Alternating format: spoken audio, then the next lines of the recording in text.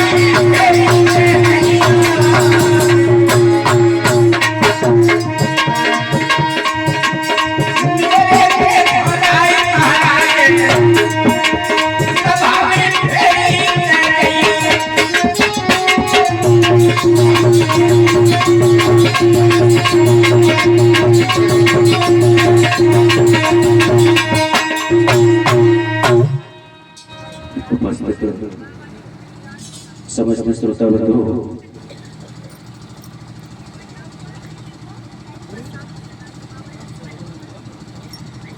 कथा पांडाल में उपस्थित सम्मानित भक्तजन, प्रतातल बुजुर्ग युवा वर्ग के भाई एवं प्यार करने योग्य बच्चों, सीता नैया के समान पवित्र भारत की भूमि पर पलने वाली हमारी माता शक्ति एवं हमारे संत भगवान, आज भगवान की पावन कथा को चलते हुए पंचम दिवस यानी 5वें दिन की पावन बेला प्रारंभ हो गई है। भक्त और भगवान की पावन चर्चाएं करते हुए व्यास के पुत्र श्री सुखदेव उत्तरानंदन महाराज परीक्षित को भगवान की विमल कथाओं का रसास्वादन करा रहे हैं। अभी आप श्री व्यास जी के मुखारविंद से कथा श्रवण कर रहे थे। यहाँ से आगे के प्रसंग में हम भी आपको जोड़ेंगे। परीक्षित जी, कथा कहाँ चल रही थी अभी? कहाँ तक कथा हो गई?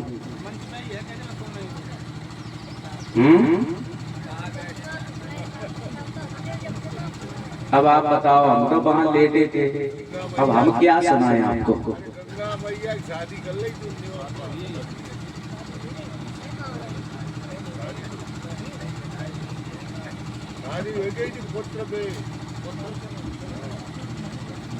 अब देखते हैं प्रतीक के पुत्र महाराज शांतनु जो थे, उन्होंने जब वृद्धावस्था आई है प्रतीक के ऊपर, तो उन्होंने समझाया है कि मेरे लाल चौथा पहने में वन में जाऊंगा, वो भजन करने के लिए वन में जाऊंगा, और आप जब वन में जाओगे शिकार खेलने के लिए तो एक बहुत सुंदर सी राजकुमारी मिलेगी जिसके साथ में तुम्हारा विवाह होगा। तो प्रतीक के पुत्र शांतनु जो है वो जंगल में शिकार खेलने के लिए गए, और जब शिकार खेलने के लिए गए हैं तो एक झाड़ी में छुपी हुई बहुत सुंदर सी राजकुमारी को जब देखा है तो मोहित हो गई, और जब मोहित हुए हैं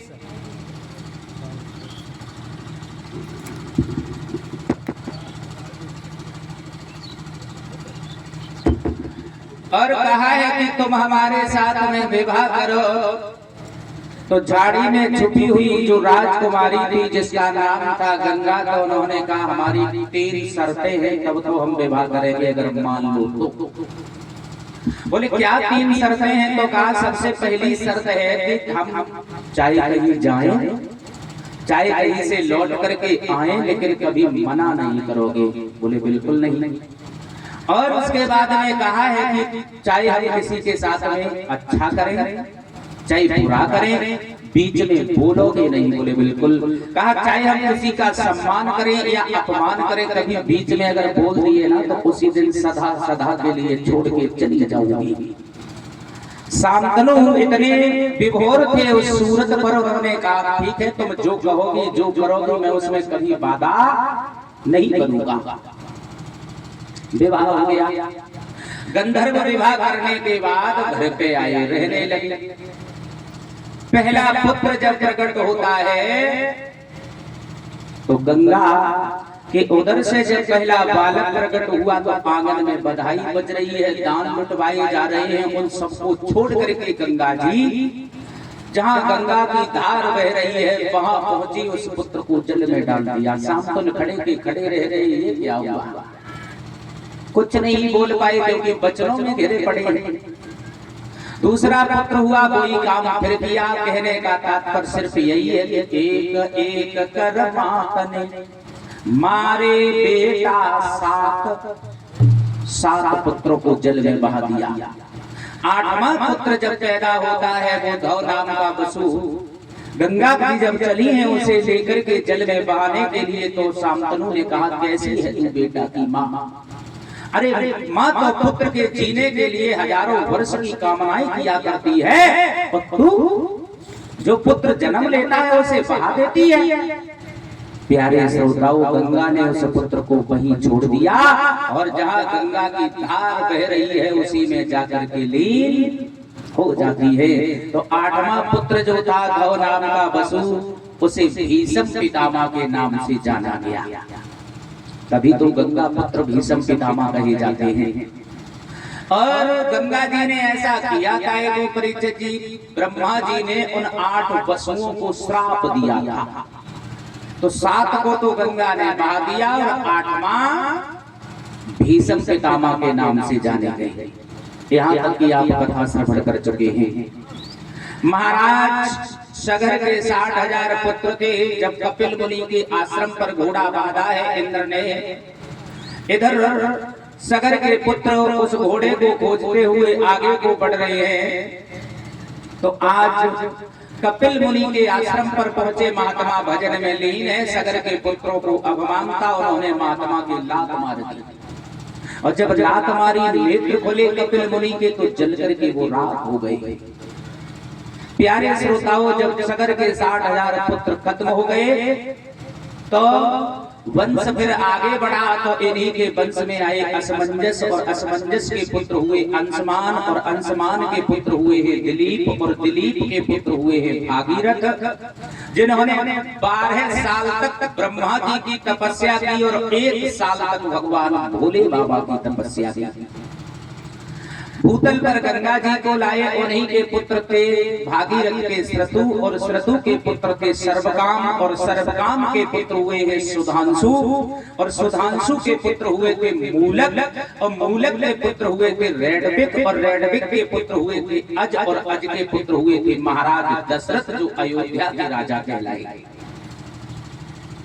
प्यारे श्रोताओं, अब आओ देखते हैं और आगे। देवता और दैत्यों में भाईचारे का नाता है, लेकिन परीक्षित जी देवता और दैत्यों में बनी कभी नहीं। देवता और दैत्यों में भाईचारे का नाता है, लेकिन प्राणों पे जब मुसीबत आती है तो भाई भाई को खाता है या नहीं? एक विद्वान लिखता है कि मेरे यार इसमें धोखा नहीं है, तो अपना खून अपना होता नहीं है।